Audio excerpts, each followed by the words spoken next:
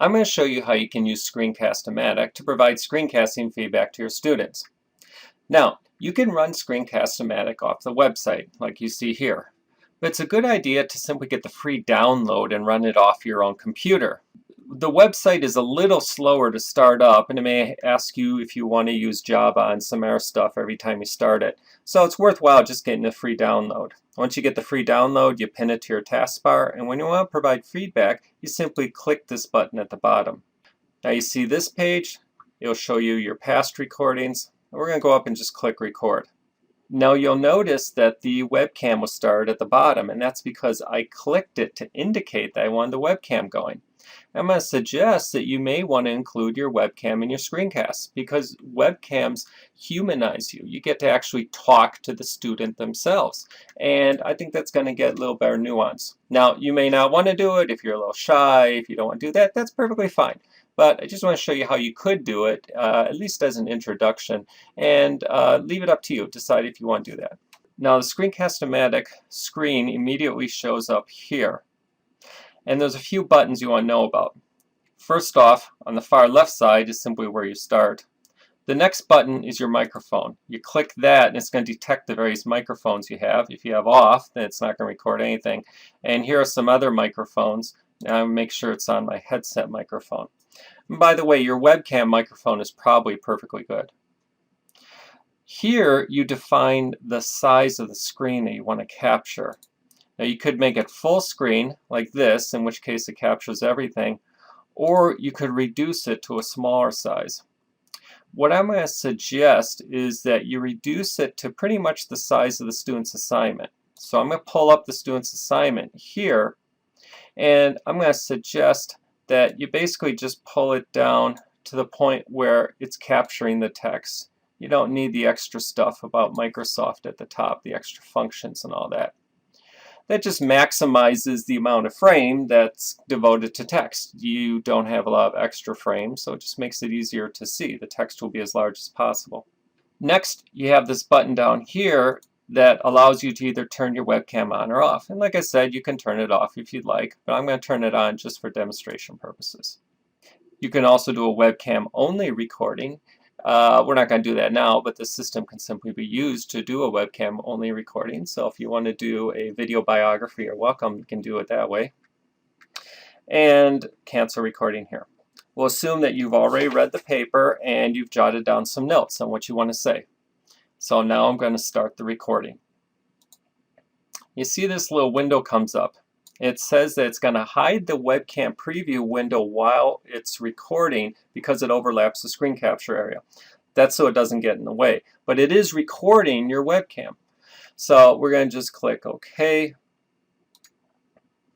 We'll get a little countdown and we'll start talking. Now if you have your webcam, start talking to the student. Don't look down here as you're talking because it makes it appear that you're talking to the student's chest. And this is a common mistake people make. When they're on webcams, they look at their monitor and it looks to the person who's watching like you're talking to their chest, which bothers us. Look at the camera. If you're using the webcam, look at the camera itself. So say, Mike, I've reviewed your paper and I found that the major problem you have is assignment completion. That is, there were 5 questions you had to answer for Dell and 5 questions you had to answer for Grove, and you missed a number of the questions. But interestingly, the problem with assignment completion stemmed from the way you organize the paper. Okay, so I'm going to show you how your organization led to assignment completion problems, and I'm going to also give you a way in which you can reorganize the paper and a method that you can use in the future that should prevent this problem in future assignments. So let's take a look. First off, we have the 5 questions here. Okay, and again, you're supposed to cover them for Dell and Grove. Now we're going to go down to your assignment. You started with an introduction to the paper, and the introduction was pretty good. It was clear and it told your reader what you're going to do. Now you went straight to talking about Dell. You said Michael Dell is best known for introducing, and that's the question 1 in the assignment, which is good. But then you went to question 5 and you skipped question 2, 3, and 4 with Dell. Now your next paragraph, you start with Andy Grove and you say, Now we can look at Andy Grove and what factors influenced his success after coming so close to losing it on 2 different occasions. Okay, let's scroll back up to the questions again.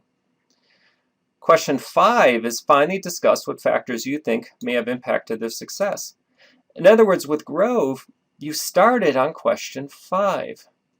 And it's not clear you ever left question 5. So you skipped questions 1, 2, 3, and 4. Now in your third paragraph, you start with, after understanding how they individually contributed to our understanding of business, which you really never examined, by the way, we can also look at the differences and similarities in their ideas and what influenced them. Okay, let's go back up to the question again. Question 3 was discuss any similarities. Question 4 was discuss their differences. So in your third paragraph, you went to question 3 and 4, and this time you did Dell and Grove side by side. So what you did is you actually changed how you organized your paper. You started one paragraph just talking about one person, the next paragraph talking about the other person, and the third paragraph talking about both of them. And the order of the questions you covered differed in the different areas. And the result is that you missed a number of different questions. With Dell, you never covered question 2, and with Grove, you didn't cover questions 1 and 2. And it was also structured so that it was hard for your reader to follow. So here I'm going to make a suggestion on how you can organize this paper differently and other papers in the future. The most important thing you want to do is simply come up with an outline ahead of time. Now you have 5 questions here. So one option is to just cover each of the 5 questions with each of the people in turn. So you start with Dell, and then you do Grove. So you do the 5 questions with Dell, and then we'll say copy down here, do those 5 questions with Grove. And you can even use the questions more or less as headers. Now, you want to restate the question so it works as a header. It doesn't come out as a question. So the first one might be Dell's business and his contribution to the field, and so on and so forth. But this would be one way of doing it. Now, I'm going to suggest a different way, though. I'm going to suggest that instead of handling one person and then the next person, you instead handle each person for each question and do the questions in order. So for instance, you start with question 1, you cover that with Dell, and then with Grove, and then you go in your next paragraph to question 2, which you cover with Dell and Grove, and you continue all the way to the end. Now, this organization, I think, is preferable to the first one I gave you, simply because this paper is a compare and contrast paper. And when you cover the 2 individuals right next to each other, you're putting them right next to each other, and it's easier to compare and contrast their views. It's almost like a doctor trying to determine if a patient's cancer has advanced over 6 months. They'll put an old x-ray on one spot, a new x-ray next to it, and they'll literally be able to compare the 2 with the same view. You're almost doing the same thing. You quite literally put them next to each other, and that will help you see the differences and similarities in the comparison between the 2. So I would suggest that method. Now the first method would still work insofar as it would allow you to go through all the parts of the assignment, and that was your major problem, was assignment completion. So either of these methods are preferable to what you did, where you kind of just handled things in a scattergun approach. But keep these 2 in mind in the future. Definitely make an outline in the future, and use the assignment questions as part of your outline. That will allow you to go through the work systematically, will ensure that you cover everything, and will make it much easier for your reader to follow. It's going to make it more organized and more coherent for your reader. So give it a try. Let me know if you have any questions. Thanks. Now I'm going to click Done. Now it's going to pop up this image for me, and by the way, this editing function only comes up in the Pro version. You pay $15 a year for the Pro version, and it's well worth the cost. Now, what I can do is this. I'm going to click Go, and we'll start talking.